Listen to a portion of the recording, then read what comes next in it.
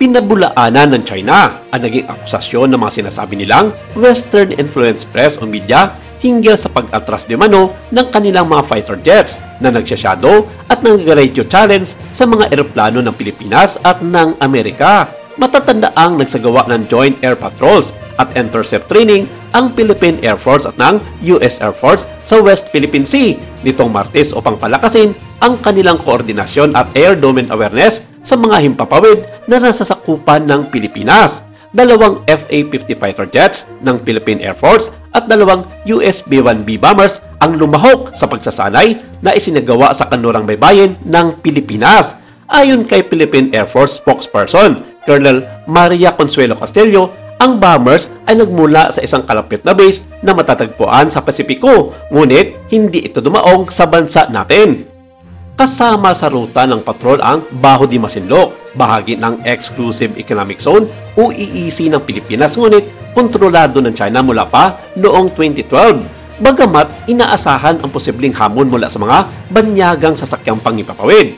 Tiniyak ng Philippine Air Force na ang kanilang operasyon ay alinsunod sa International Rules-Based Order. Sa kanilang coordinate sa ibabaw ng Baho de Masinloc, lumitaw ang 4 na Shenyang J-15 aircraft ng China upang hamunin sa pamamagitan ng radio challenge at bundutan sa kanilang mga nasabing ruta. Pero ilang minuto lamang nakalipas ay bigla na lang lumihis ang direksyon ng mga nasabing Chinese fighter jets palayo sa grupo ng mga eroplano mula sa Philippine Air Force at ng bansang Amerika. Ibinalita kasi sa ilang mga sikat na payagan na hindi umubra ang kanilang mga ginagawang intimidasyon sa US Air Force na nagbigay ng kunting pag-aalanganin sa mga piloto nito na umatras na lamang para maiwasan ang sagupaan ng magkabilang panig.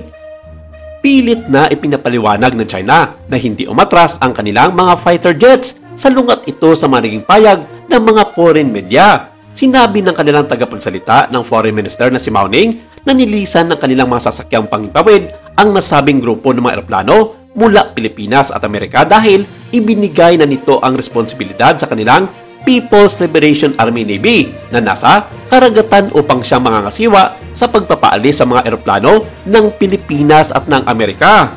Iginiit naman ni Castillo na ang mga pagsasanay ay bahagi ng regular na drills at hindi direktang konektado sa tensyon sa rehiyon dahil sa presensya ng mga barko ng China.